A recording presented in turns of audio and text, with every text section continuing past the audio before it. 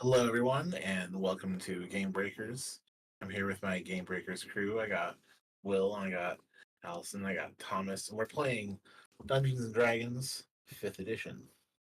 We were in the Tomb of Annihilation module. After having traveled through the jungles of Cholt, our adventurers now find themselves in the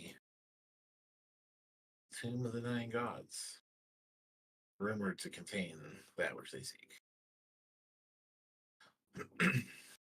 And if you want to catch up on where we have been, go back to see where we are last week and see how they got in this mess. But today we get to watch them fight their way out of it. And with that, I think we are at the top of this round with Broken.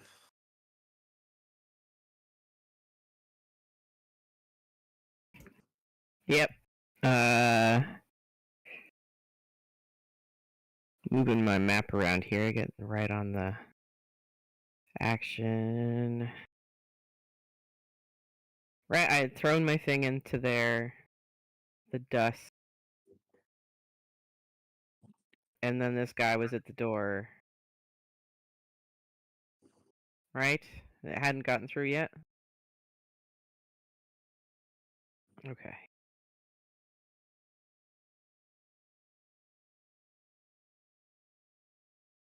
I think they had failed. Yep. If I recalled. I will ready a spell to cast on the first creature that exits I that mean, door. I think, yeah, you did close the door, so we do have. You want it ready to pew pew? Yeah, I want to ready an action. That's Okay, all. for the door. All right. Any movement? Bonus? Yeah, I guess I Fox. don't have to be right at the door. Are these like tables on the side? I'm gonna get on this table. I think they're shelves, but you could be up against the shelf. That's fine. All right. With Broken making tactical positioning, we'll move to Wayne. Wayne.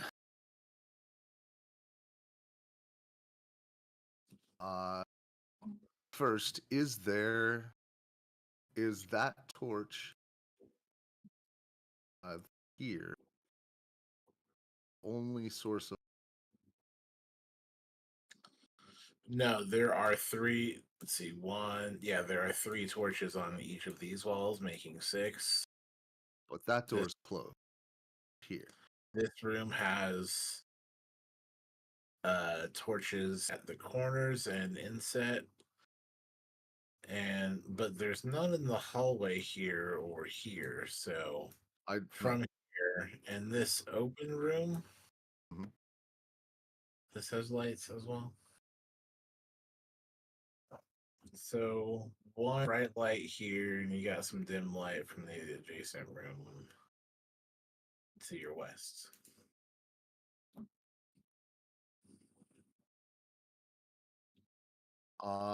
Just mechanic. If this light source was gone, would it be in dark vision?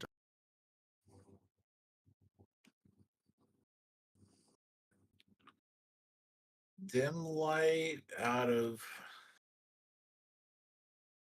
I think they'd be like dim light covering the first four out of the room, three or four. Like these three would, and this one would have. Say 3 or 4 is a big. Yeah. I think 20 would be the light source. So we would get. Well, but that's from wherever the source. Right, and there's lights in here on the walls and such. Okay. Yeah. Probably second square.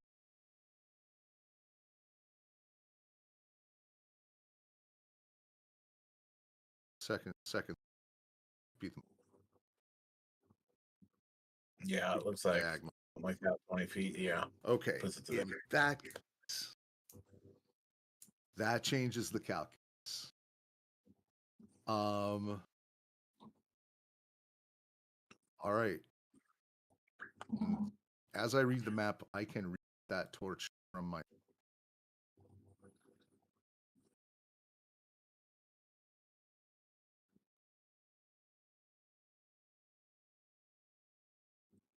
Yeah. The torch is like Be mounted on the top of the spindle here. Yeah. So it'd be in front of the square. 5 foot, but the base of it isn't 5 foot space. Way it's within.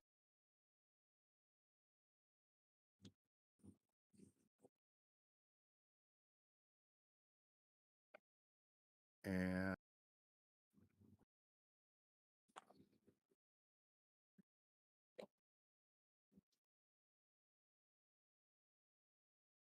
okay, so as an object interaction for move, I'm going to pick up that torch and stow it in my bag of holding.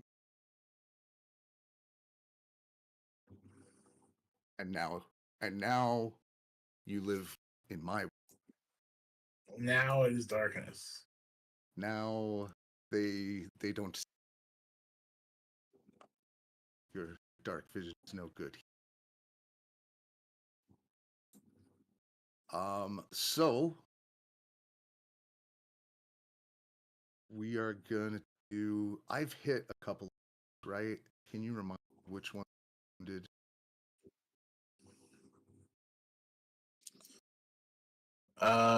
Which ones have been wounded? Yeah.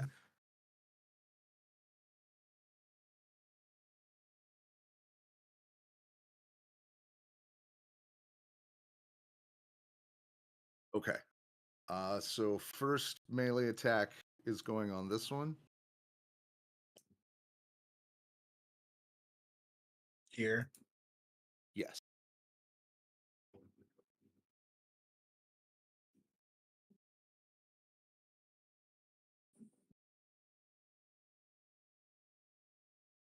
The today.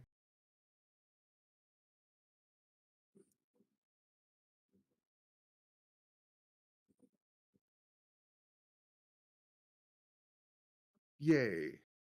Freaking 13. This is why I have to get it. Oh, 23 on for this. That's gonna be a yes. You've He hit is both undead and evil, yeah. yes and yes. Excellent. Double duty.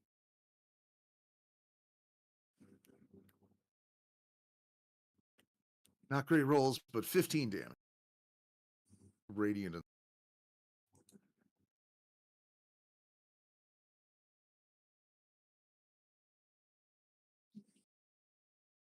Still up. And the blow lands. It still stands, yes.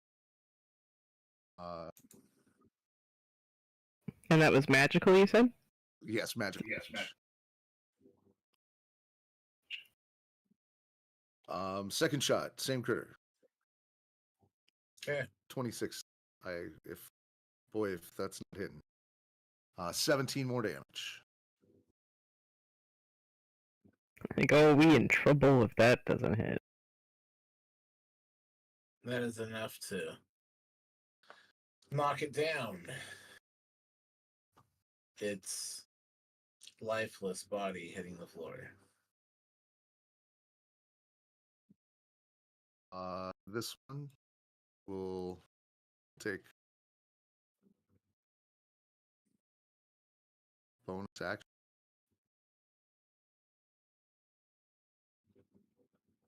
Hit.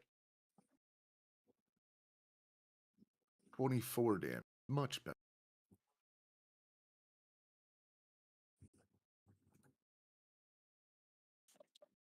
Indeed.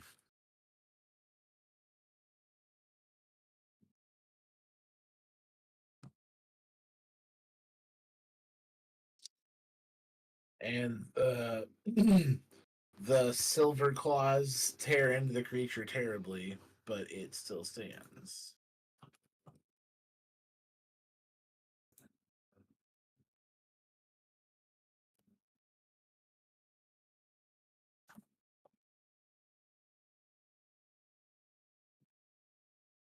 And then I'm going to, as my movement, still have Zephyr Strike. So I'm jumping, jumping to the roof and holding up from there.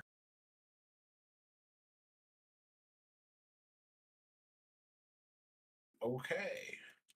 Right. I will claw climb kick off of this little corner structure. Catch the roof, one arm pull up, and just hold up and wait. So we have some wall walking, or we're just gonna do a climbing. I have a We have a what? I have a climb speed. Climb speed. Yeah. Well, there it is. So you position yourself on the roof there. Now, anything coming from the lunatic? The lunatic will step back 10 feet. I do believe that would provoke, yeah? Yes. Well, yeah, because it's not taking a dissing. Okay. Still had total Do you defense from its last action. withdraw instead? No. Okay. Is it still action defensive? Yeah, that lasts the whole turn. Or, well, it's still the action I'm going to take either way because it probably would have ended at the beginning of my turn. So, Right. Yeah, right. Okay. So it's the action you're taking and then moving. yeah, Got full it. defense. Yeah. Okay. So we have this Tomb Dwarf on the north. Makes a strike. Disadvantage, so I think a 9 is gonna miss, yeah. Let's Yeah. try a 10.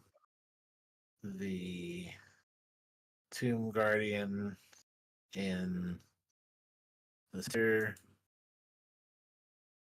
Also disadvantage is a whiffle.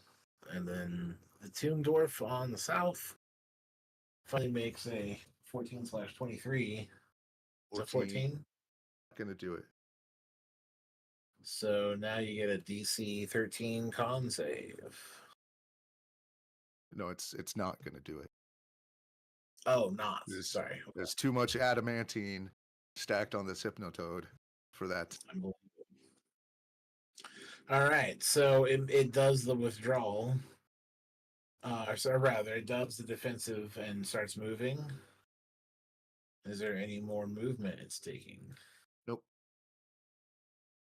Okay. Moving on from Wayne's turn, we have Chippy. Oh. One last. I'm assuming the stairs were difficult terrain. Mm-hmm. Okay. Case. Carry on.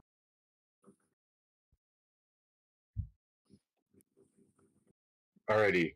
So, if you forgive my lack of memory, was that door locked or just like slammed shut? Just closed. So, as far as we know, it probably will open just easily.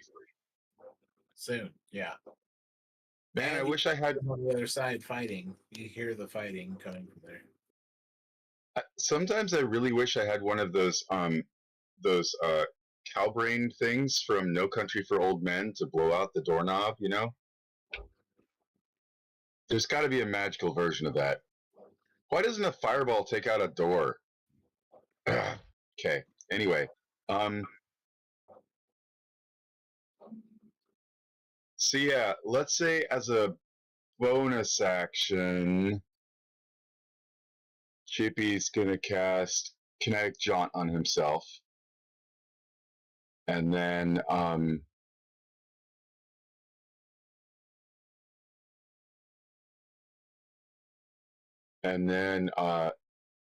Alex is just, I guess, gonna ride on his shoulder, and they're both invisible currently. Since she's tiny and he's medium size, they can share the same space. I think, right? Isn't that the rule? 2 sizes difference? Yep, we covered that fort. Okay, so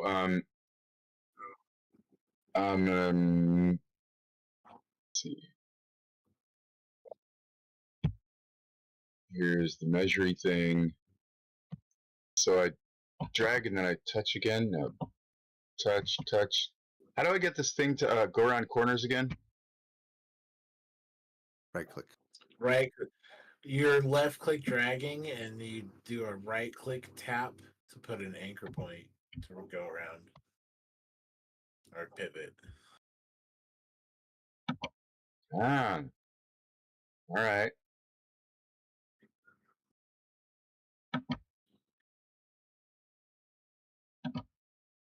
That would be 40, and then through to somewhere in there would be 65.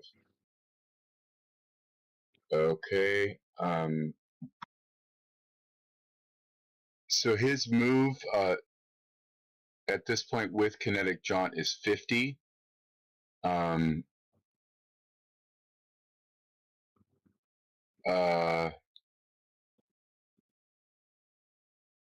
Okay. So since he doesn't have attacks of opportunity because of this, so he's going to do the 40 move. Let's see. Instead of there, he's going to go the opposite direction to, let's say, there, and along the way open the door. I'm presuming, as we just talked about, he doesn't have any difficulty opening the door. You would not have any difficulty opening the door. Now, there are spaces inside occupied by other enemies. So kinetic jaunt, part of the text of that is that you can move through occupied spaces and they're not difficult terrain, and you don't provoke opportunity attacks. I'll put the link in the chat, but you can move through the space of another creature and it doesn't count as difficult terrain. If you end your turn in another creature's space, you are shunted to the last occupied space you occupied and you get 1d8 force damage. But we're not doing that. Well, you find your way there without trouble. And Alex too, and we're both invisible. And I'm gonna say that that she goes, she jumps off his shoulder and goes to there, and okay, so we have an action.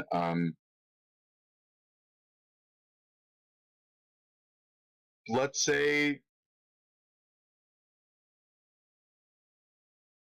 you know what, just for fun, let's say he stops here and does a rapier poke and a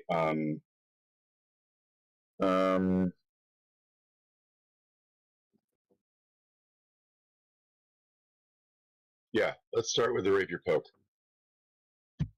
And then he's going to follow it with a cantrip, but depending on how the poke goes, we'll see what that does. So that would be, and Alex is helping for advantage. So that's a 22.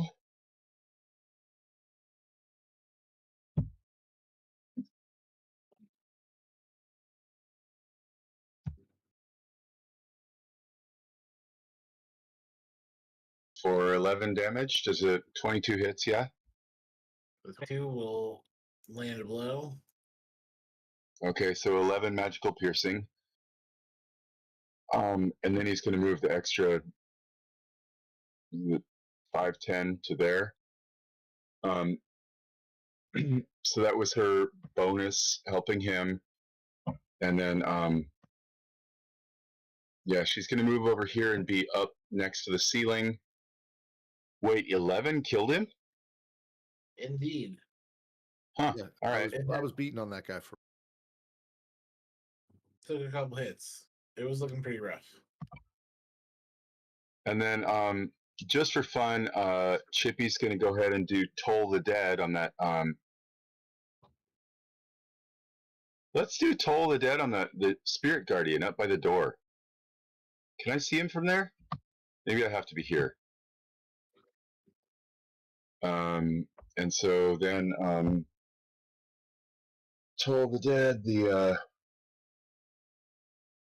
that is You could have got him. what was that? You could get him from either one.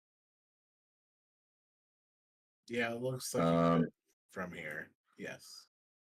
So that's a DC 20 Wisdom save, and if it hits, then I do 3d10 damage.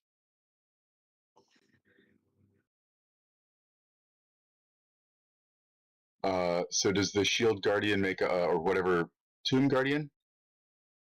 I'm glad it's not a Shield Guardian; it's a Tomb Guardian. That's better. Let's go to 13. All right, didn't make it. So we got 15 plus 2d6 from Alex's help. So that's It is already injured, right? Yeah. wasn't it? It is, yes. Yay, okay. Actually, wait a minute. I think that might be 3d12. Is that 3d12 on Toll the Dead? Hold on, I gotta look it up. I'm sorry. It's right here. Yeah, 3d12. Fuck, I'm sorry. Sorry. Damn it. Why am I cussing? Okay, sorry about that. Okay, so 3d12. So 8. Ah, that's lame. Okay, so the I should have stuck with the earlier roll. So 8 plus the 9 extra damage from Alex's assistance. So what's that? 17. And yeah, that's all necrotic. 17 necrotic. And then Alex's attack. And in typical fashion, she will just go ahead and go with the pistol that she's so fond of now. I think because rings out loudly. Because she has improved invisibility, that gives her advantage, right? Oh, we're in the dark. She has dark vision. I don't know if he does. Anyway, does she have advantage? I think invisibility gives her damage too. Dark vision. Invisibility gives them the blind. Yes. Invisibility, yes.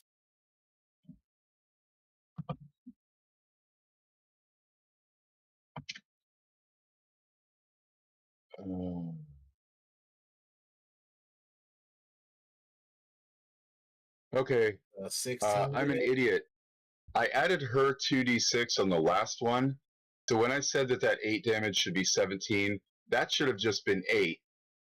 And the 2d6 damage that I added to that should have been on Alex's roll. So I'm sorry. Can you change the damage that was just done on Chippy's attack back to 8 instead of 17?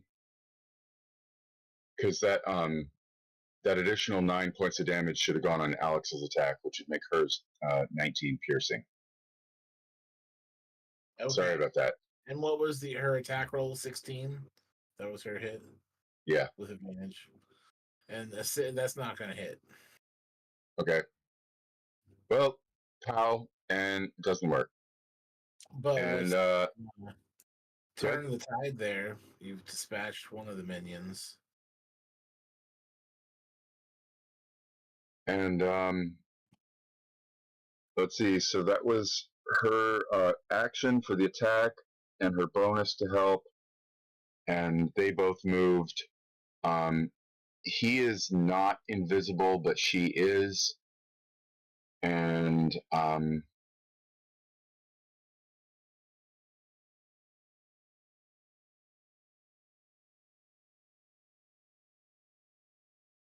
don't know. I guess they're gonna stay where they are. That's all right. And turns over. Yeah, turns over. Thank you.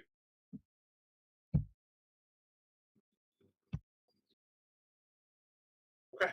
So after the wizard makes their dash and dispatches some minions, the musket fires in the dark.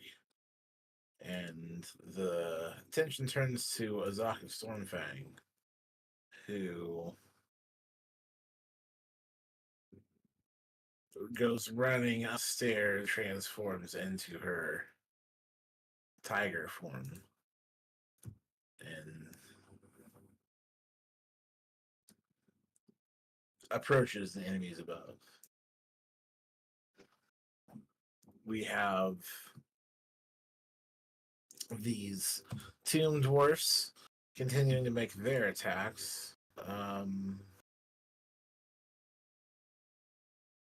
The top 3 take 17 radiant. Top 3. Gotcha. In the spirit. Yeah. Okay. So Wisdom save. Sorry, they get a wisdom. Let's do the Guardian. It's a wisdom save. I did not mean to roll that. My apologies. Try to fail the Guardian. And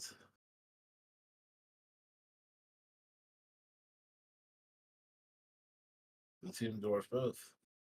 It's a lot of fail. Fail. So Great. 17 damage applied. Yep. Yeah. Radiant if it's important.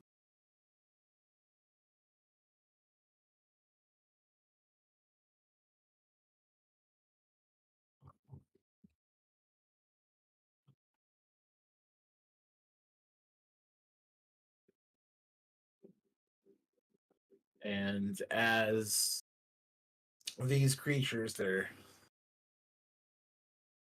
assault from the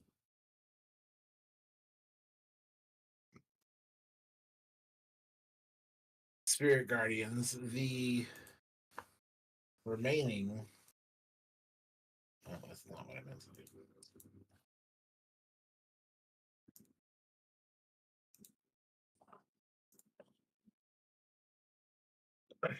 Dwarves will. This will step aside here and will attack Chippy.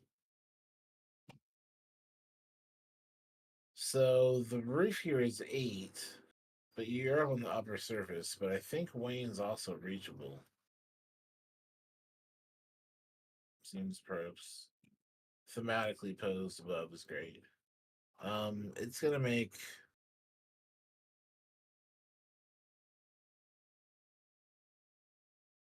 an attack at Wayne. A 6 will not do it.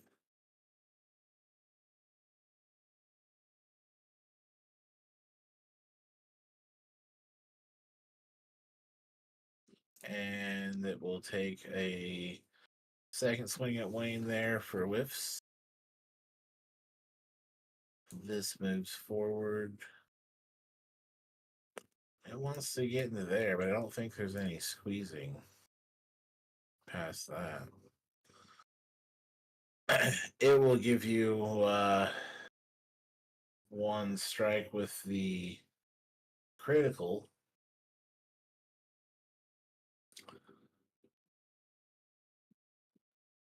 Got a con save for Wayne. You seem muted. I can't hear you. Oh, disadvantage. Not Disadvantage. Oh, okay. um I mean, it has dark vision. I am a Gloomstalker. That's even worse. Right. Yeah. Right. I'll be invisible.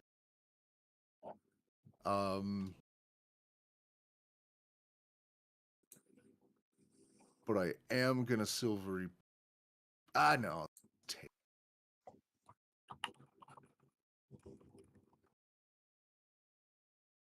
Yeah.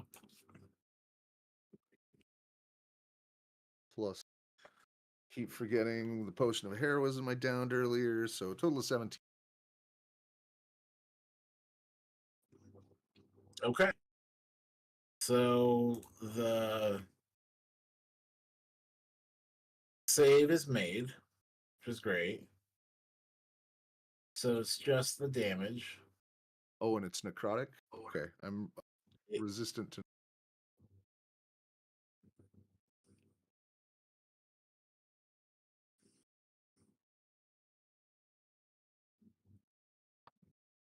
All right. And then it also makes a swing with the battle axe. I don't think a 14 will do. Doesn't.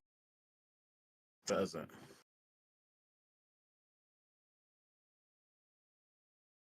So now the Tomb Guardian.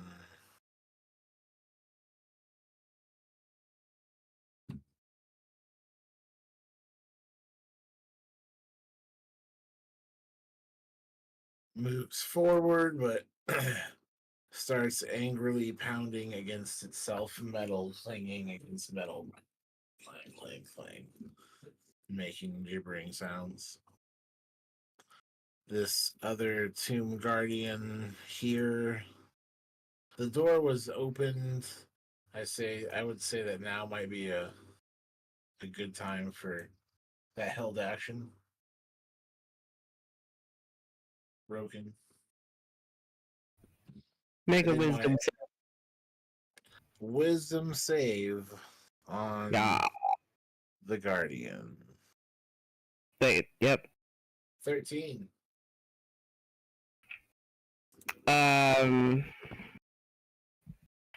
Let's see.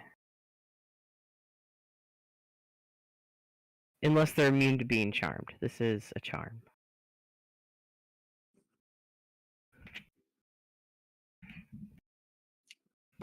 Immunity charmed.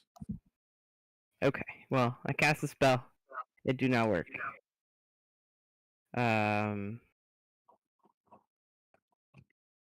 right then. And anything from the fox? Yeah. I don't think this is a charm. Toll the dead. Wisdom save. It looks like a 2. So it takes The three. D12s. Yeah. You reach 5th. Take 1d12 if target is missing any of its hit points. Okay, yeah. So 3d12. So it's missing hit points, correct? It is, yes. Yeah. It has some arrows in it.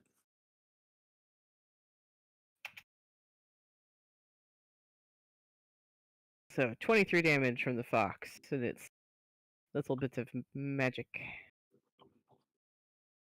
I'm gonna go, ah, shit, not a... Charms don't work. And the bell tolls, and the creature looks ragged, barely standing, but continues.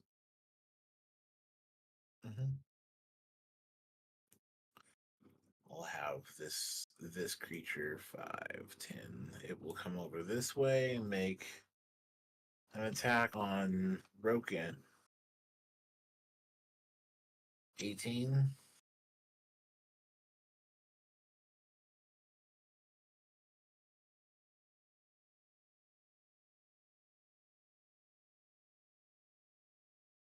You are muted. Yeah, 18 hits.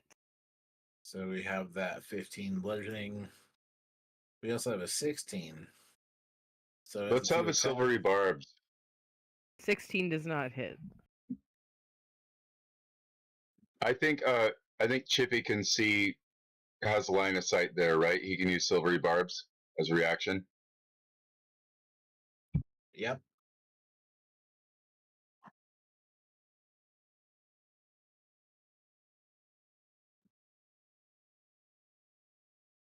So 15 instead of 18. So just misses. All whiffles. Yeah! Woo!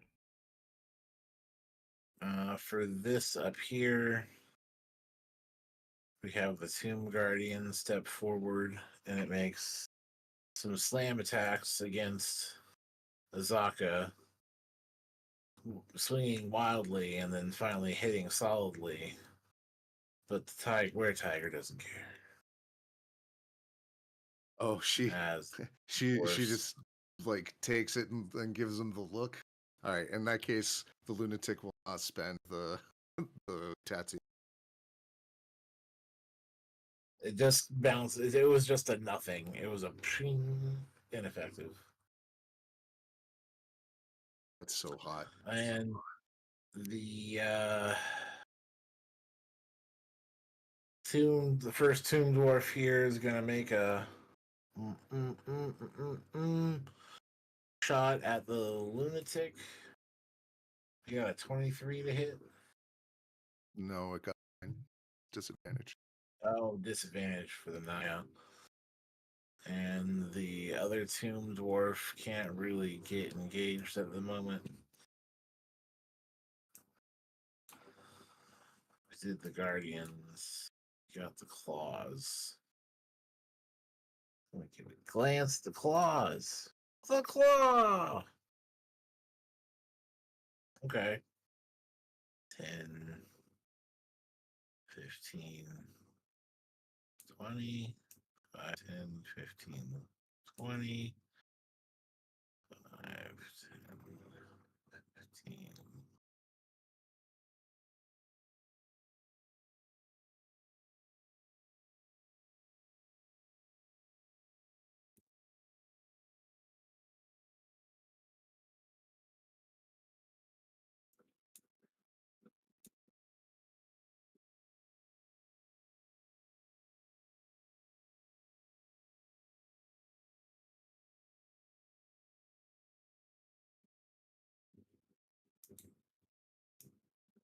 The spring claws come rushing in and rushing up the wall. One of them gets close to you and makes a claw attack.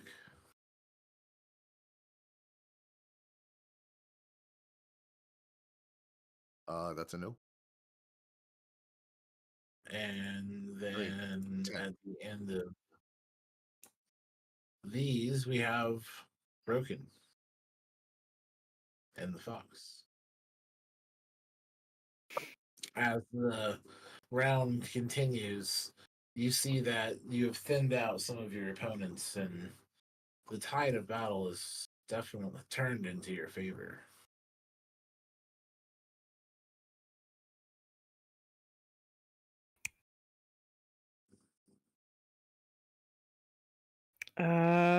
Let's see.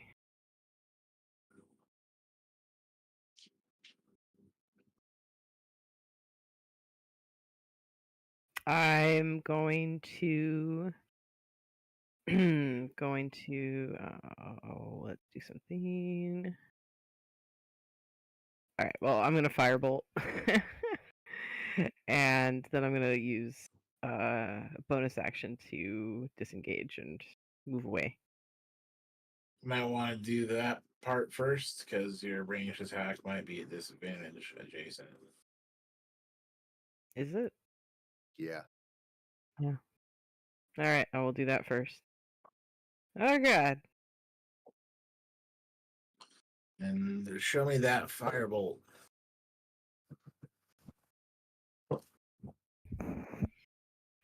How much do the gloves of power add to this here? +2, yeah.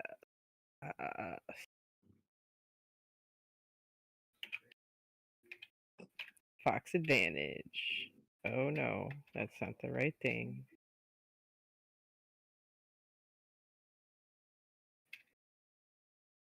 It would help if I could type. All right.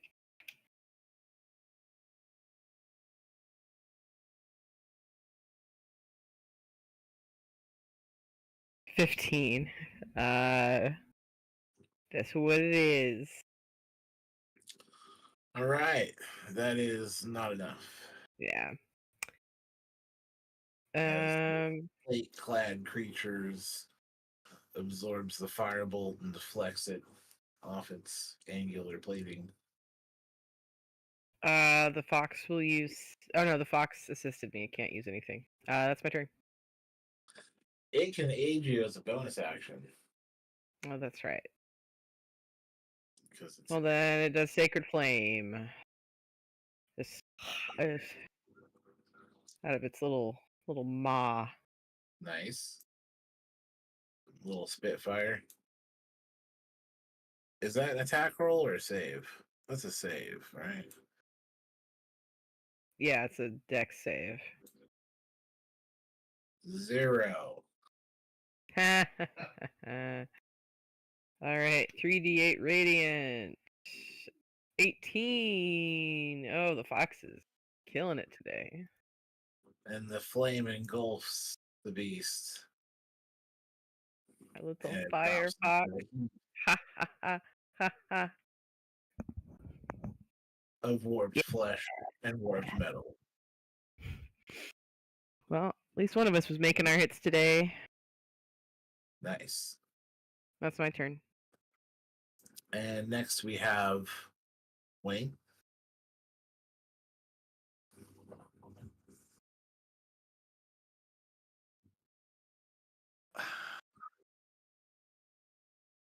You see these things skittering up the wall. The ones that are in a line are really in the same square, but I'm not going to stack them visually. Yeah. Mostly I'm just So there's like scouring the wall there. our character sheet for any single option. I realize just how far I've specialized in single target takedown. You're like, Not I would even- pay a ransom for an alchemist fire right now. I have alchemist fire. Looked, it actually doesn't do the splash anymore. Right. Oh, but they're all in the same square? A bunch of them are. Yeah, these 3 on this side, Oh, it's like in square. I would say that's one square where there's like 3 of them skittering across the wall together. Yeah, it's still just, pretty sure. Yeah, I remember checking last time. Oh, because I had also thought. Or a vial of acid or some other area effect thing. Yeah, but none of that.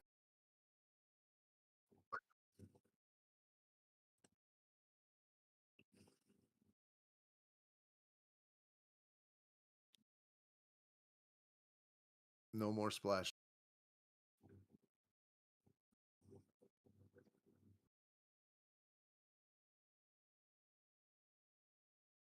That's theoretically they don't.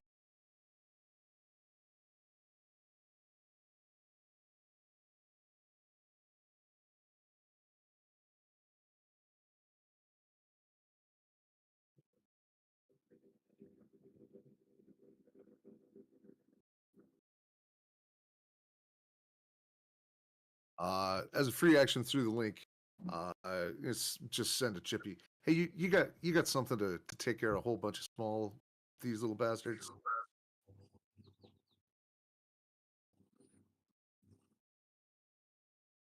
Yeah, I was just thinking, could I stand where you are, like when whenever it's convenient for you, you just like take a step over and I'll pop in there for just a sec. I'm technically 5 foot elevated, so you can occupy the space.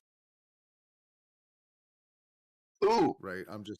what is that game called where you sit on my shoulders and we like attack somebody together? I don't know. Oh wait, you're too heavy for me. I don't want to drop you. Master Blaster.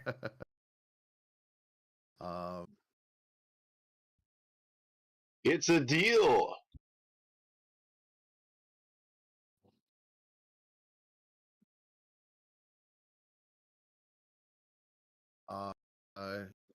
Yeah, to facilitate that as a bonus action, hunters. This. Oh, I missed that. Take Okay. this one, the one in between Chippy. And then I'm going to take a claw attack. First attack. Still visible to it. Crit. And that one's definitely getting, which is the Eldritch Smite. I'll blow a second level spell.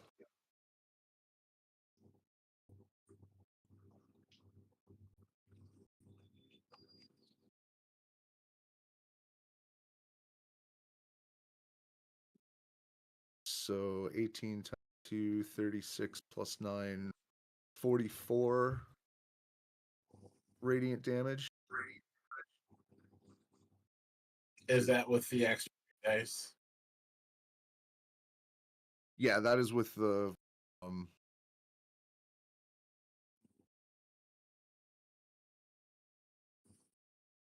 hold on, you know what? I added my bonus. 36 46 damage. And yes, that is with the witches, or the eldritch. 46 damage. Mm-hmm. Okay. And that does that include the Hunter's Mark? No, thank you for that reminder. 6 more.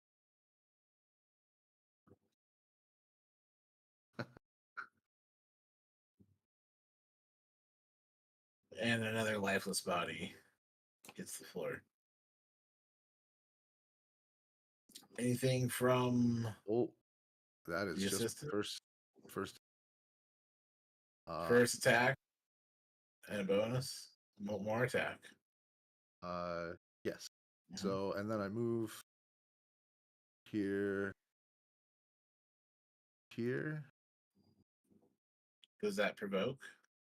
Yeah. But I'm not that worried.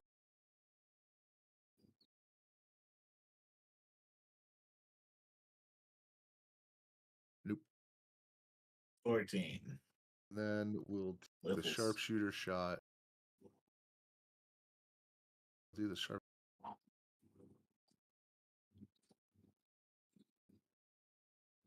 Oh, sorry. Yeah, and then the sharpshooter shot.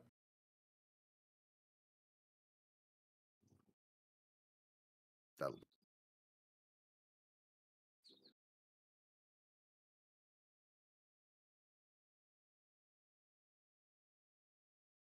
Oh, I forgot to say, that silvery barbs, Chippy was going to give the advantage to Wayne. Does that make a difference at this point? No, and I have advantage on most of these anyway, unless somebody turns on a light. Okay, so Yeah, you should give it to Alex. Got it. No lights.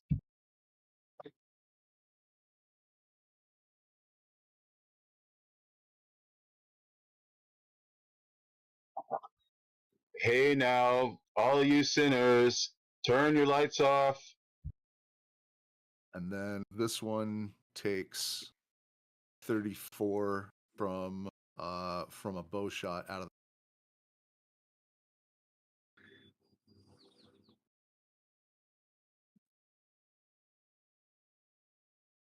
34 from the bow.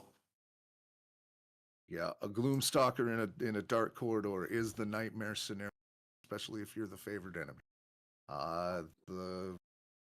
The lunatic will cast. Really have to. Still maintaining the Spirit Guardians? Yes. But he can fire off concentration.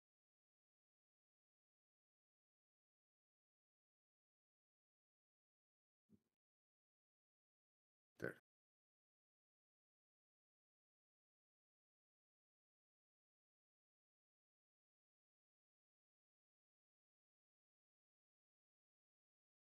We'll go with the sacred name. So a dexterity throw from the golem guardian. Okay, yeah, that one. Dex 10. No, do it.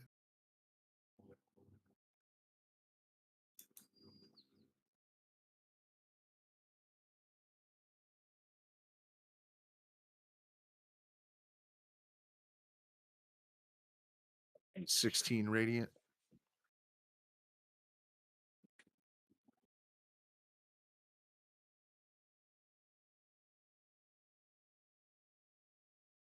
I think I can do anything for health. Action, And the but I will do it 16 later. radiant fires off and is successful in landing effective damage here on the guardian. It is unhappy. Yep.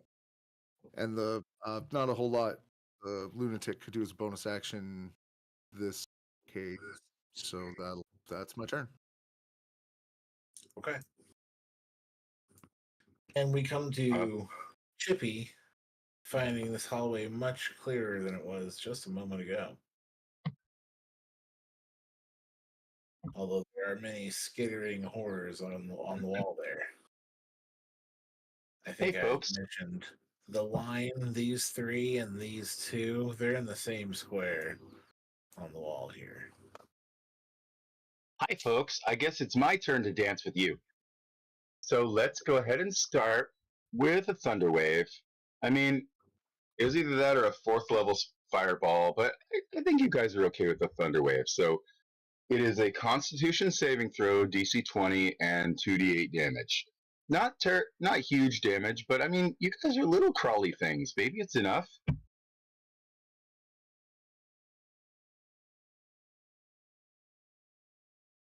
And what's your DC? DC 20, and it's everything in a 15-foot cube, which I think covers everything in front of them there. Yeah. 11 points each. Thunder damage. And half on a save. Yeah. And if they don't save, they're pushed back.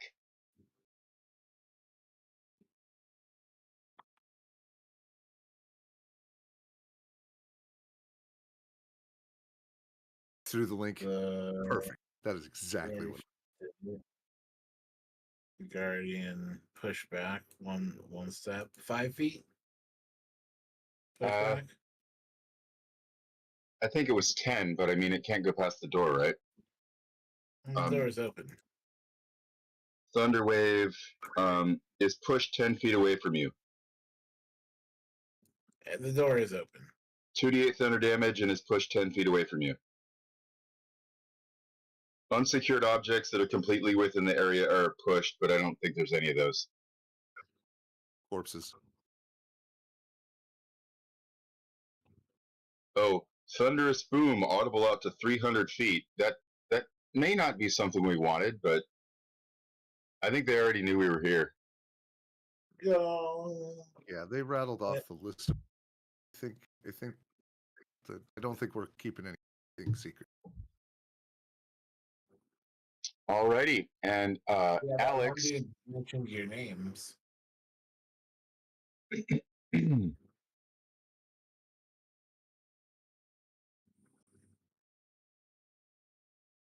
Yes, Alex.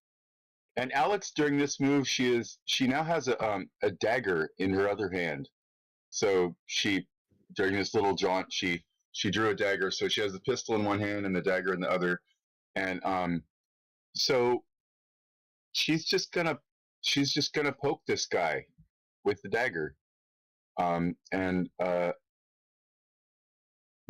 that will be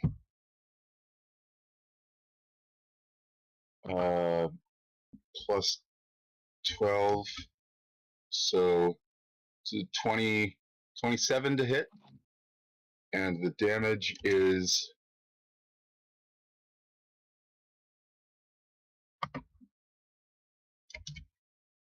10 plus that 2d6 makes it 17 magical pokey damage. All right. And the magical dagger ends this tomb dwarf. And its lifeless body falls. And so that was Chippy's action, and I don't think he has any bonuses available. He has a little bit more move. Alex took her main action. She also didn't use a bonus. And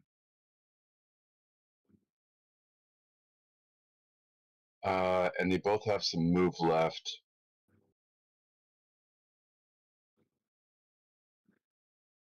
Okay, so that was 5, 10, 15, 20. So yeah, I think they're just gonna both go ahead and move another 20. So that's 5, 10, 15, 20.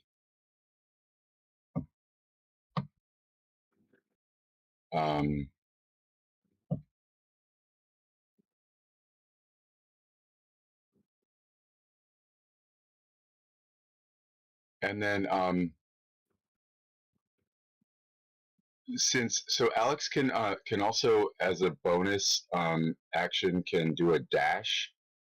So she's going to go ahead and dash up here into the lunatic square. She's up by the ceiling, shouldn't be in his way. And on their way by, Chippy's going to try to do a clumsy sort of fist bump or something at Wayne as they go by, and he rolls a 2 on his first performance check, and just for clarity, if it was advantage, he actually rolled a critical fail on the second one. So he really does not succeed in whatever it was he was trying to do in some sort of cool solidarity, cool kid move.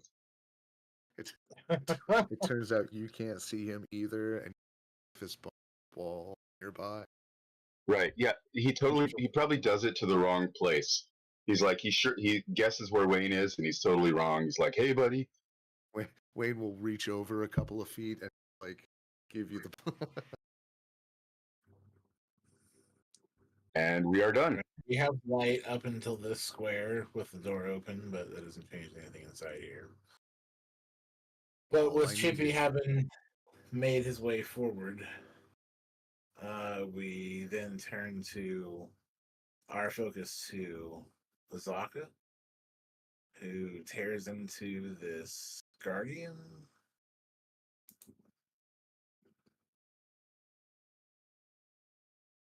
And bite.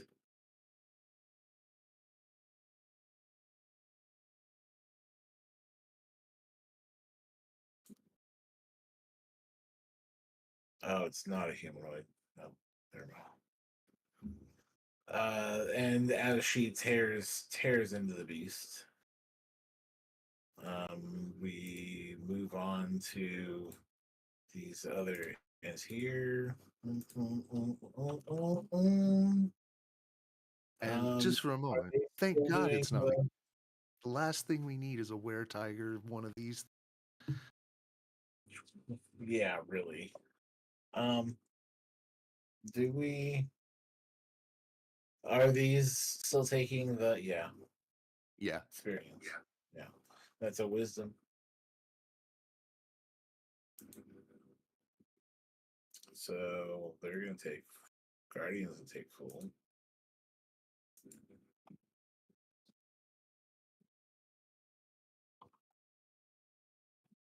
The tomb dwarfs continue to be assailed by the spirit guardians and do no better in fighting off the effects.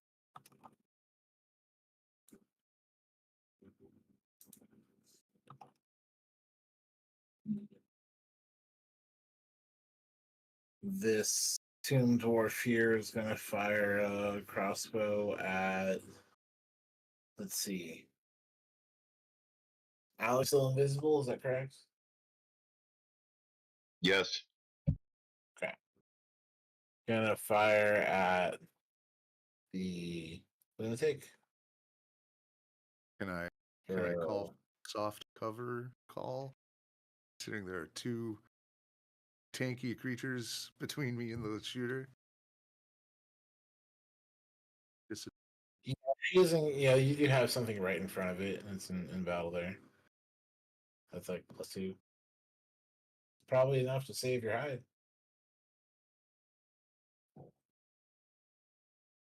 yeah, So it makes 2 shots at the lunatic. nothing. The second one takes 2 shots at the tiger in front of it. The first one hitting and doing absolutely nothing. The second one with a wild miss. There are no dwarves below, but we have some guardians. 5, 10, 15, 20, 25. The Assume Guardian will try to slam attack Wayne. We have a 20. See. Uh, We'll make 2 attacks. So here's 1 and yeah, 2. I'll go ahead. Silvery barb that first. Okay. Oh, actually, no. So, Save the. Get the. Oh, we're gonna be resting real soon. what was the I'm gonna spend a luck point to make it re-roll the first attack. got it. Okay. So the second one was a miss. The first one, here's our reroll. It's gonna be the first number only. 23. Well, that'll do Which it. is less than the first one.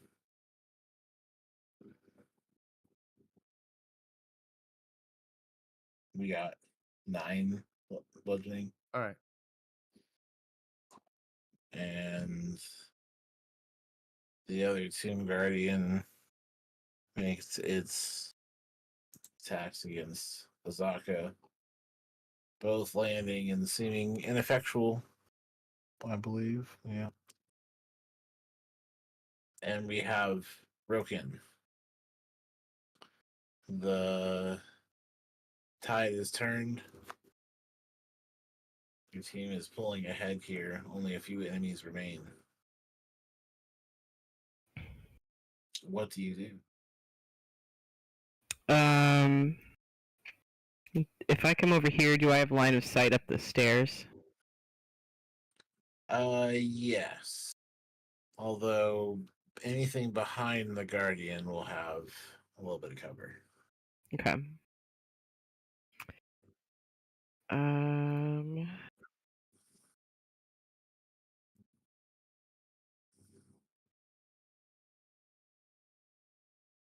Yeah, I think I'm gonna go with Firebolt. Solid choice. Outstanding move. Some help from my fox. Let's make a pro gamer move here.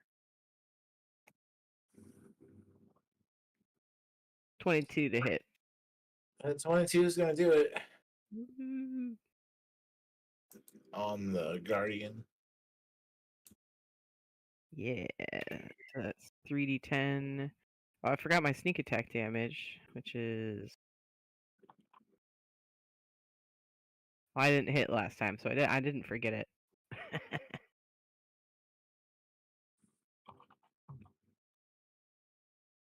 believe it's 66. Yeah.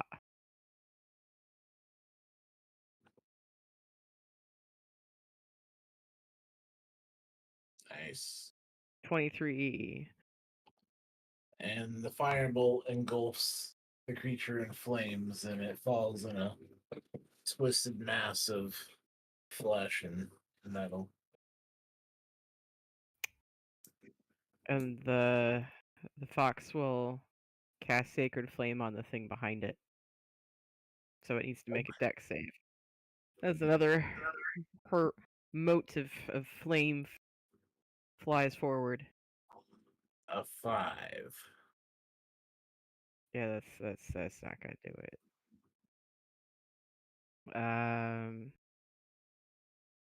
3d8.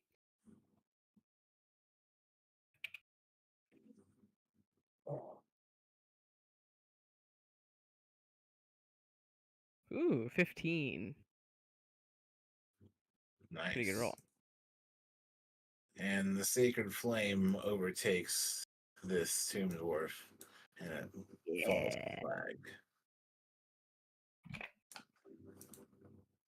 That's 2 down by the fox. Nicely done. Dropping them left and right. Its own. And as this next round of combat continues, we have Wayne. We are going a clawed foot to its chest. Attack.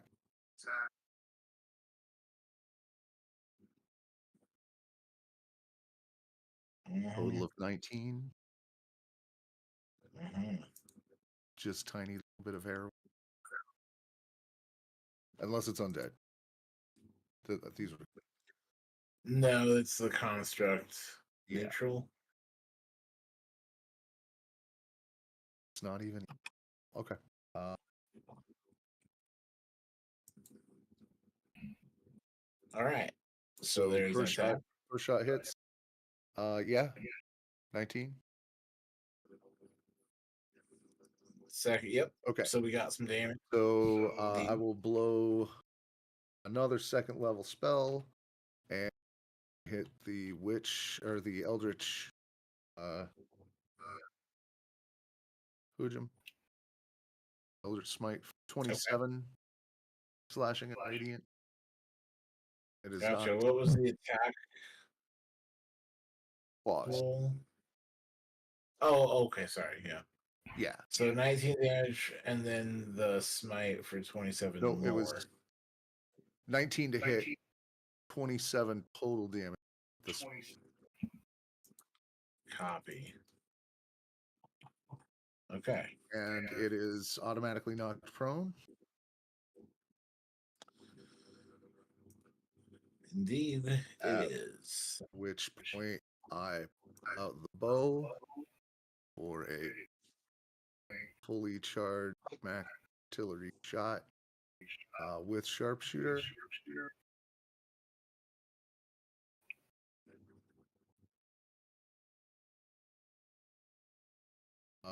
I don't think I need less.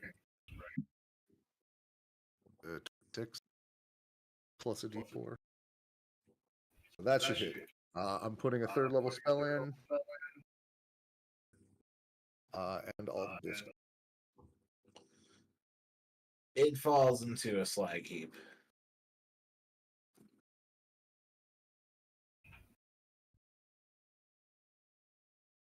I think I think in the dictionary under the phrase overkill, it says, look up this YouTube video recorded by Gamebreakers. I think I'd only hit it one other time. I'm making sure. Some smash. So we got some attacks, bonus move, anything else?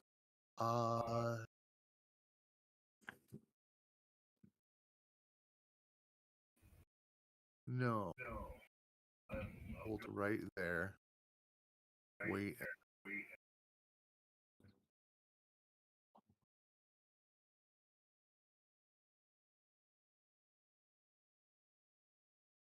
In fact, I'll take a.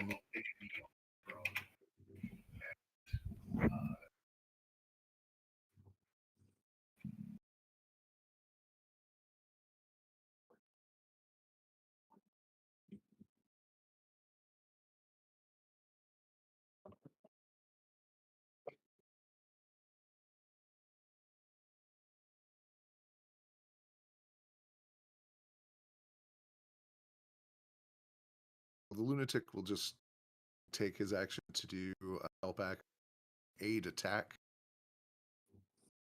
All right. Zaka. Copy. And Anything else? nope, that does it. All right. We move to Chippy and Alex.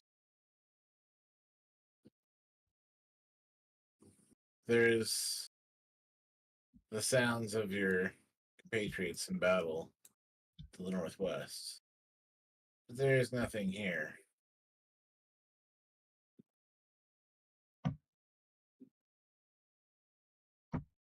Great. Chippy's gonna come down here and peer into the darkness to the east.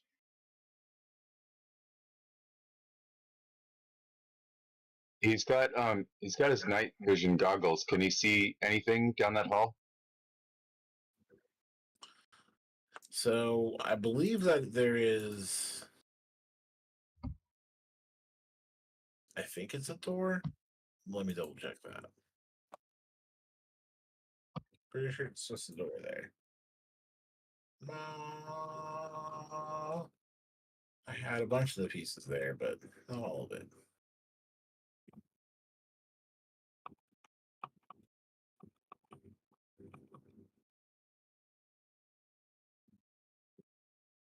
There is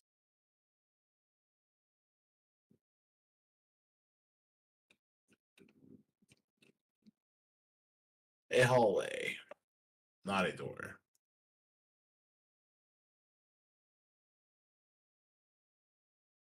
No hostiles that he can immediately see. Should he roll a perception? Do you go check it out? It is kind of dark over here. Just get to where he's at, so he has the line of sight. But I think he has 60-foot dark vision. But also he's going to kind of listen a little bit. So I'll go ahead and roll a perception. All right. That's what he'll do for his action. All right. 14. Wow, amazing. All right. You don't hear any sounds. And while you are able to discern these, what's going on here in the dark, there's not much movement or activity here in the darkness, nor anything that necessarily stands out to grab your attention. You do have these stairs that go downward.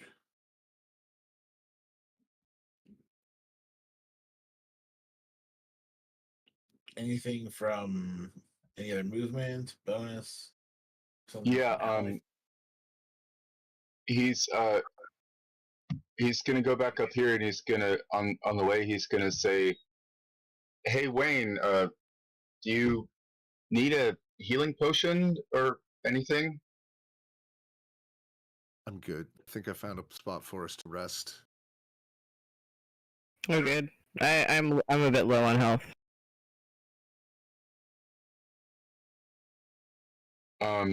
Okay, so 5, 10, 15, 20. Yeah, so that going down there and coming back, that was Chippy's whole movement for this round.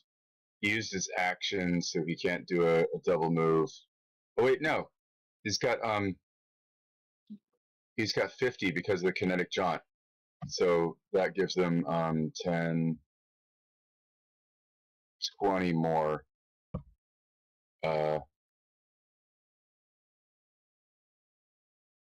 And he's going to say, "Great, yeah, I think we could use a rest." Roken will work on that, and then his turn's over. And then, so Alex over here, she is going to One target remaining. She's going to, as a bonus action, she's going to help the lunatic in case the lunatic suddenly decided to make an attack on the enemy. And then she will move up to Azaka's space in the air above Azaka, and she will use her magical gizmo, Eldritch Claw, that she's been wanting to use for a really long time. it gives her a 15-foot reach with her little daggery thing, and so she's going to go ahead and snake this shadowy, weird tentacle holding the dagger at the end of it out of her wrist and around the corner and poke the guy up in the hallway. All right. And if necessary, if she has to kind of get a little bit forward so that she can get line of sight, but then she'll move back because she really doesn't. I think you have it where you're at. She wants to do it around the corner if possible. Just for dramatic effect. So the attack is wait, what? There we go. Okay. Yeah, so 24 without advantage to hit. So I'm guessing that's a hit. Then the damage would be 26 plus the 2d6 because she did assist the lunatic even if he doesn't use it, and that makes it a 29 piercing magical. And I think that's it for her turn. The claw reaches out and swipes the creature down, its lifeless body hitting the floor. Oh yeah, and she's gonna say, "Sorry, Azaka, I've been really wanting to do that. I hope you don't mind." And that clears our scene here. There are no more sounds of commotion or fighting, and the stillness becomes loud.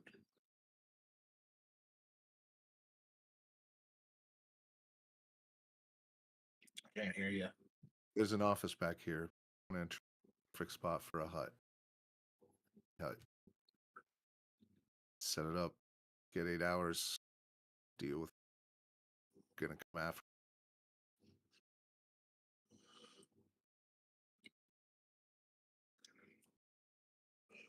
Azaka prowls the rooms in her tiger form before returning back to her human form. Hey, Roken, clear the traps to make sure we're not.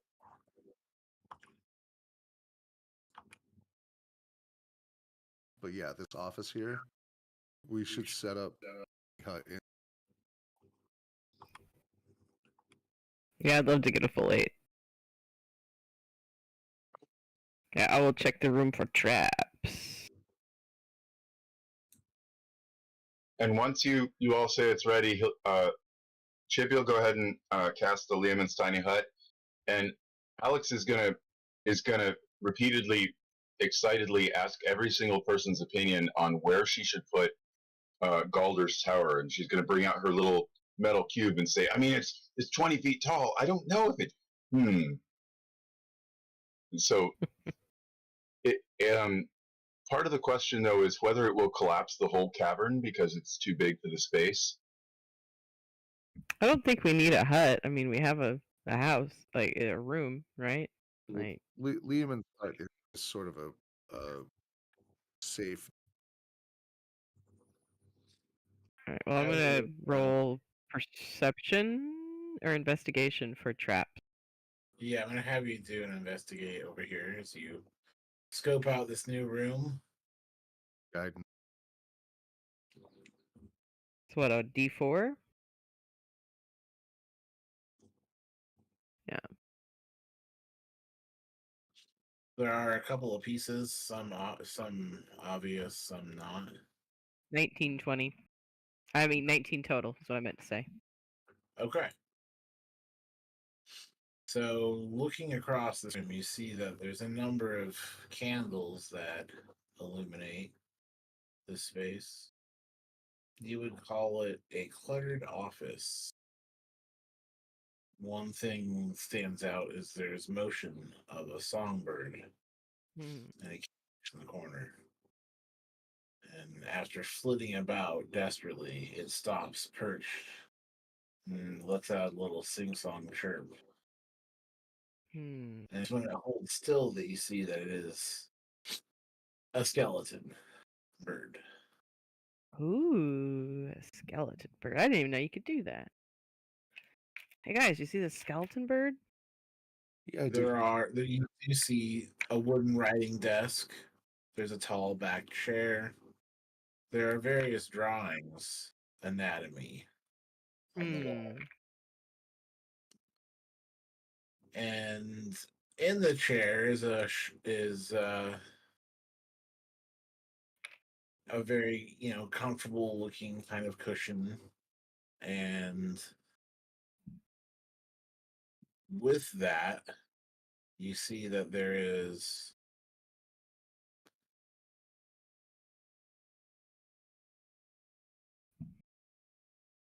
a number of pieces about writings and other interesting pieces, if you spend the time to continue looking over the room. There's nothing that stands out as trapped here. This seems like a common use area. Okay. No traps that I can see.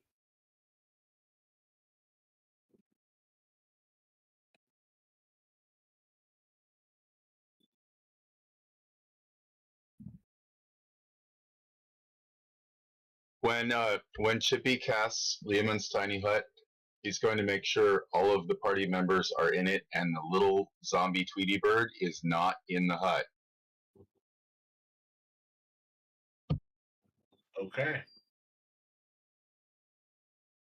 So how long does the hut last? 8 hours.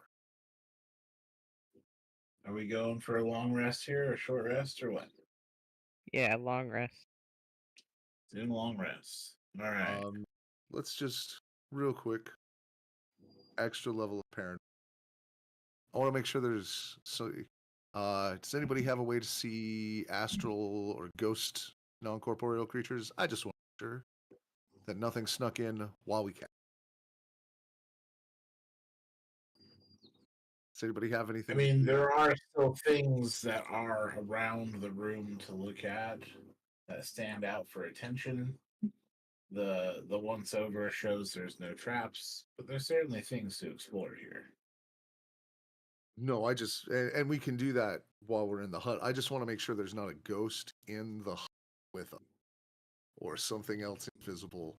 Make sure they didn't sneak in here while we cast the hut. Do you have any of that? Checking. And if something's using invisibility or an illusion, I can be able to, but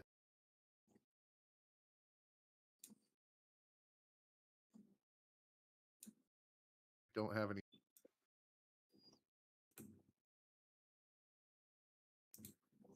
That's my last piece of paranoia as we go to sleep. Maybe there's something invisible watching me. Right? Or astral or ethereal or some other that's bad. All right.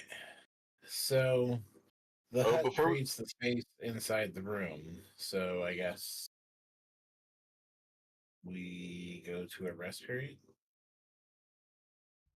Before we go to sleep, Chippy wants to check. Hey, Roken, you said you needed some healing. Is resting enough? Is that cool? Is there Yeah, anything that'll be serious? fine. All right. Wayne will peruse the various books. So, looking over the things, you find probably enough equipment to put together a scholar's pack. There is a manual of golems, clay. There's a spell book. Ooh, all right.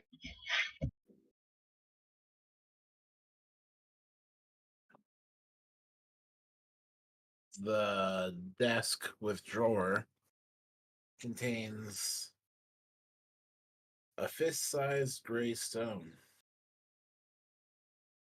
Doesn't seem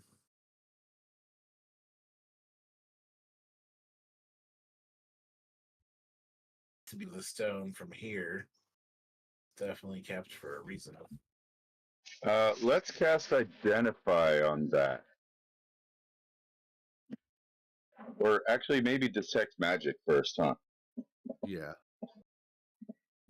Which one's a lower level slot?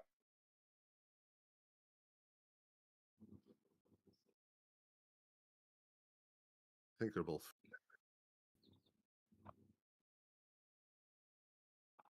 Yeah, we might as well do Identify. Let's identify the rock. Okay.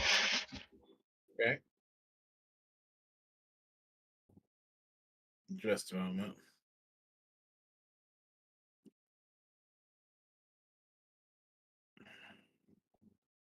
I have to touch it to cast it.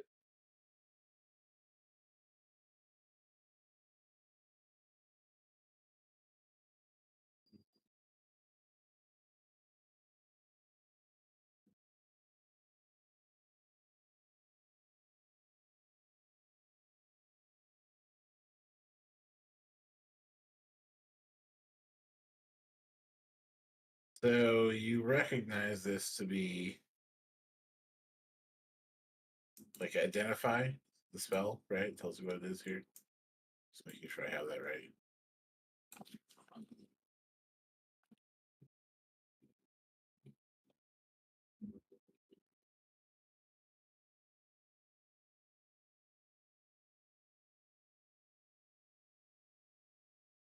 All right. So that's the plan then, Identify.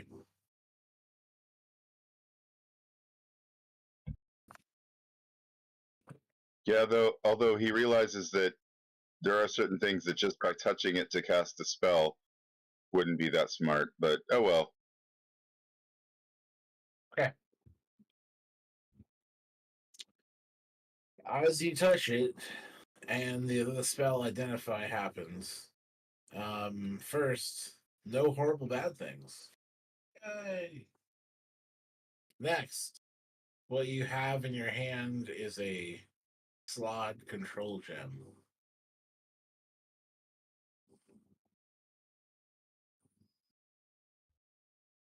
Did you say slod like a creature? Wow.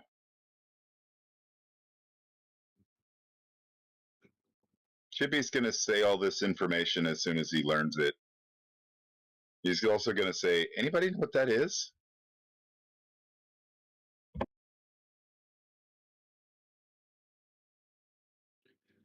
And I'll give you an arcane check to understand it as well. You know that it will allow you to control a slide while you hold it. It has to obey you. That's how you use it. But if you get some arcane, you can learn some more about this too. He's going to ask somebody to assist him on the roll.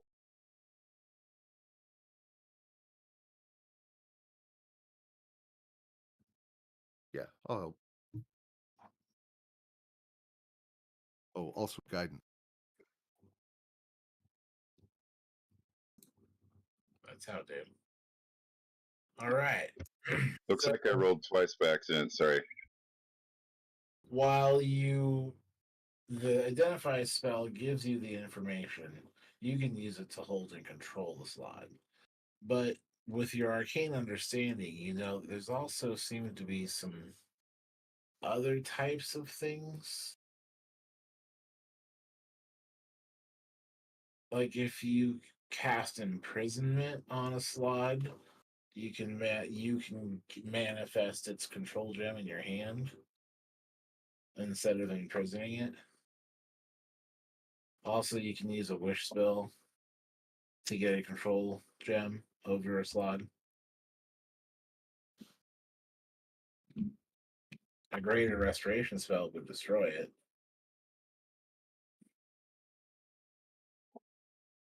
Without harming the slide. Is there any way to find the particular slot that this stone is for, or is it just for any slot we meet? It's a particular slot. There is a fragment of this gem embedded within its brain. Is there any sort of tracking Is there any? Do I have any idea how to find that particular critter?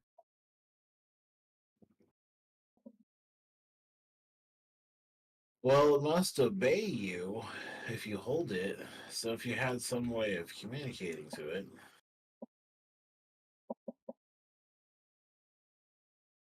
by yelling loudly or just carrying it with you until it's the appropriate time to attempt. Does this control gem require attunement?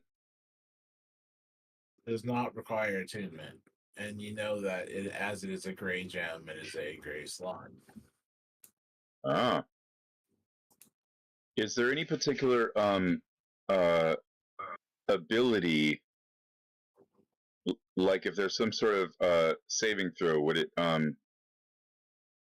it be like charisma based or intelligence or wisdom or something? And the reason he's asking is trying to figure out which party member would be the better choice to do that if we happen to meet this slot. So as far as like knowing what a slot is or how they necessarily work or what their features are might require like a history roll or something. Right, but the stone itself, is there a sense that, like, let's say there was a contest of wills or something, he doesn't have a sense of that it would be it'd be one that a cleric would be better at than a wizard or whatever. No, must obey. All right, sounds great.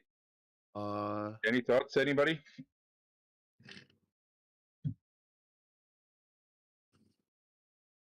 Now there was also locate that creature. mentioned spell book.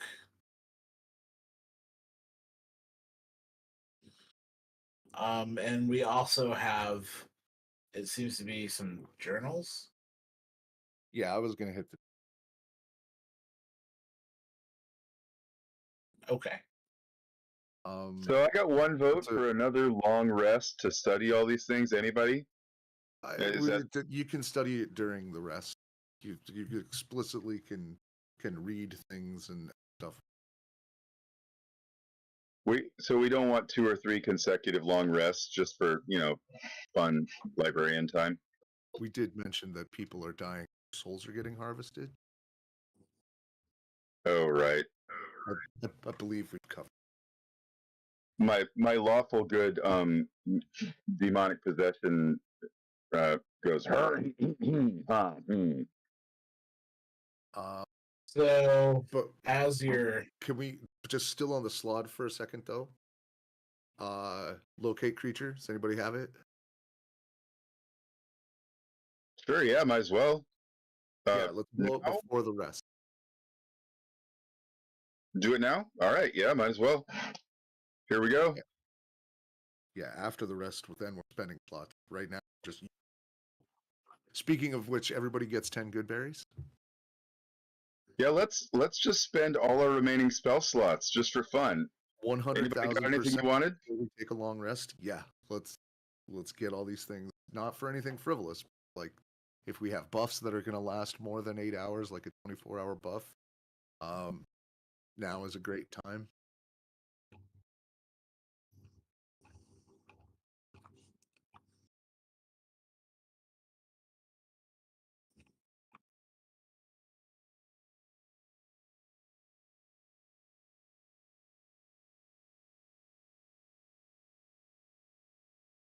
But if we can locate creature gray slod, it's within 1,000 feet. We could maybe 1,000 feet, right? That's locate creature, I believe is. indeed 1,000 feet. Stop by what? Running water? An inch of lead. Casting time, 1 action. All right, so you fire that off, and it is within 1,000 feet. Absolutely. You get a direction. It's on this floor to the east, southeast, slightly. I'll even give you an approximate ping.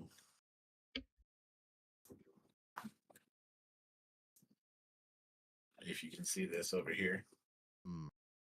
Might need to zoom out a little bit. Ah, I got would it. say Chippy knows where it is, but so does the psychic link, I suppose. Oh yeah, so So a little ways to the east in the unknown area there, the blacked out area. Okay.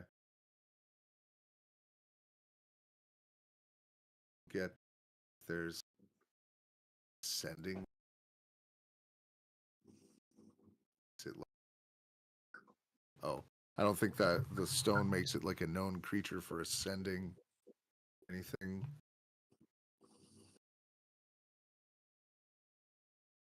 no, it's not like you're not able to use it to communicate over distance or something.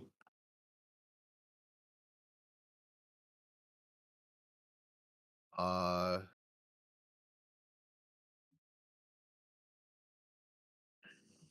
can can we hand it to the lunatic for a second?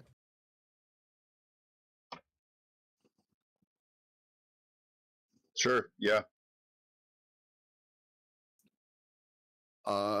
With using thaumaturgy and projecting out into this empty space here, hoping that some amount of echoes.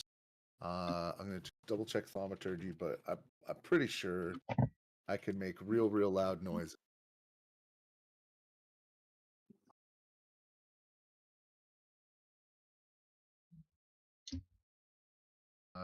3 times louder than a normal shout.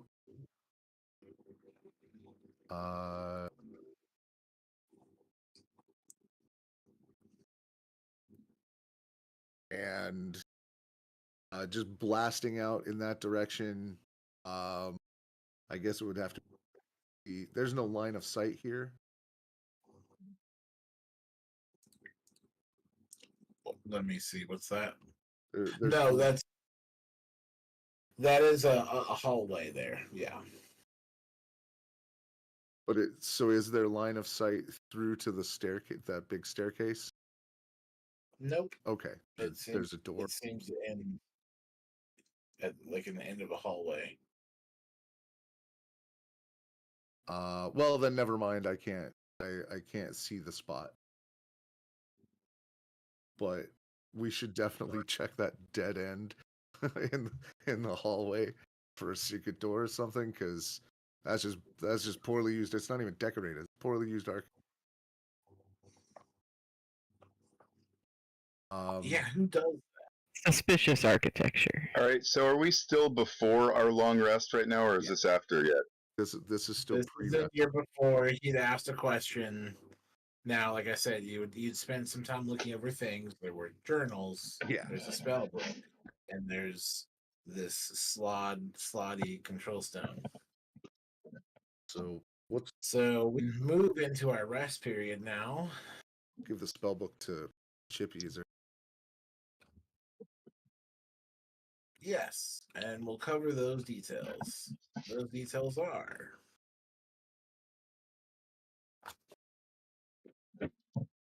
there's a number of spells in the book that you could, of course, learn from. And on the inside back cover, there seems to be a name, Komara Blackfire.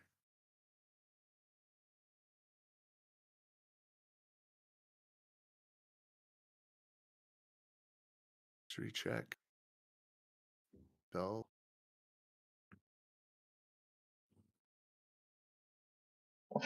If you want to check, Anybody? feel free. See if that stands out. Anybody got a history? No, nor do I have intelligence, but I got 16 on the die.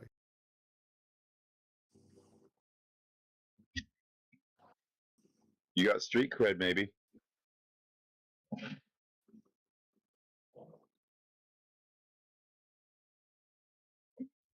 Another Arcana roll, maybe?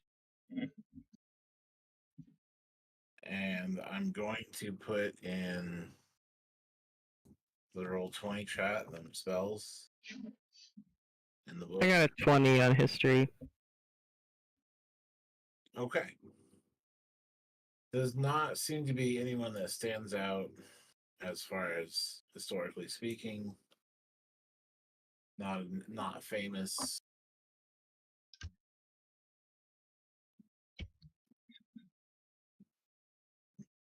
Nothing relevant. So, a spell book with some words on it. The stone. These moldy journal. These journals. Now, as you go into your rest phase, go ahead and choose some dice and do your recovery because you're going to get your 8 hours. And looking over those journals, you see that he has a handful of books there. We'll say 3.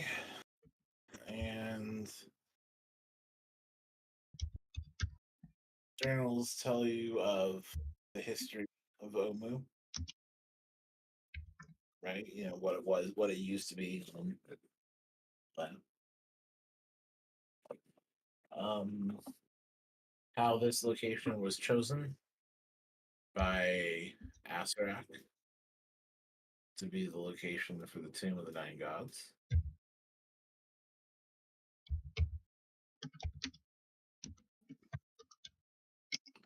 And that's also where, once it was complete, Asarak began the construction of the Soulmonger here. And once that was in place, he brought his prize here, began feeding the Atropal. Oh. So Thomas knows what that means. Wayne needs to make a roll, I suppose.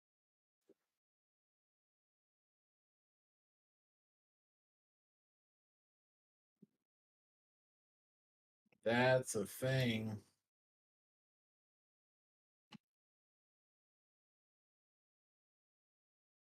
Just a moment here. I think I have a handout I can give.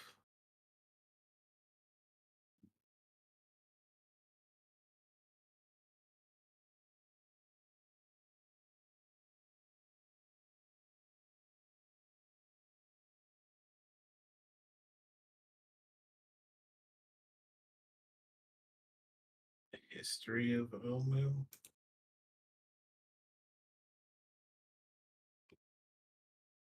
Come on, where is it?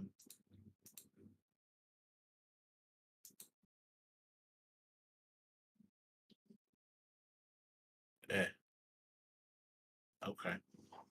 Well, I wanted to give you this handout, but we talk about the Forbidden City, Omu, once the jewel of Chult, and built over rich mineral veins, the city gathered in wealth. Omu and jewelry was coveted far and wide at some part, and the city merchants grew fat on commerce. At one point, to enter Omu was to enter the gates of paradise itself. And the great wealth also brought great greed, and Omu's hunger for slaves made their rulers demand even greater tribute favors. And eventually, the Omuan's greed and hubris angered the god Ubtao, causing him to turn his back on Omu 200 years ago, long before he abandoned the rest of Chult. Omu's clerics lost their spells, and the city fell to sickness and disease. Slave uprisings racked Omu, and its nobles fled in droves. Maps that showed the location were destroyed, and coins were melted down and reminted. Having fallen from grace, Omu became the Forbidden City.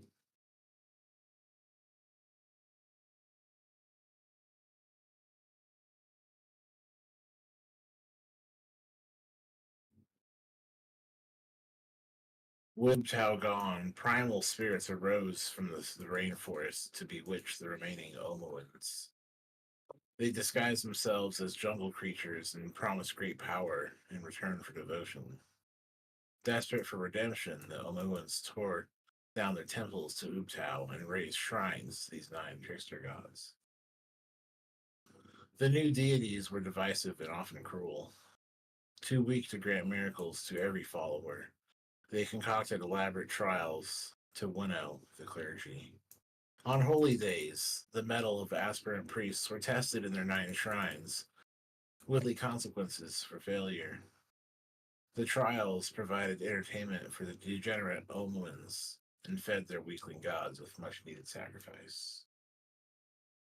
For 9 decades, the city folk lived by the mantras of their trickster gods. They built statues in their names and schemed against each other to assert their chosen god's dominance. And it was this infighting that brought the attention of Asarak.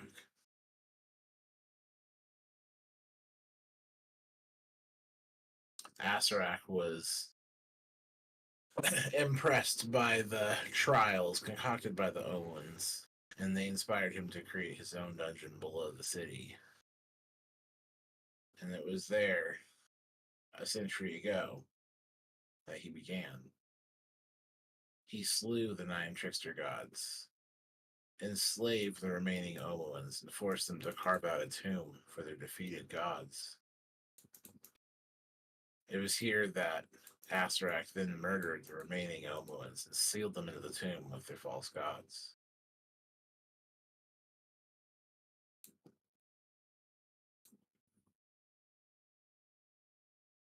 This tomb was built to feed his phylactery with the souls of dead adventurers.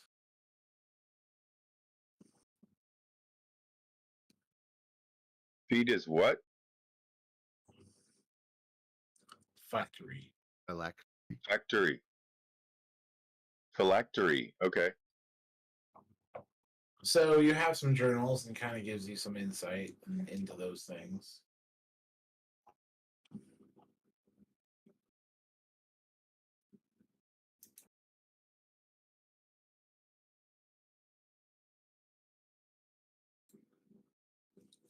But he certainly kept good notes because you certainly feel more informed now.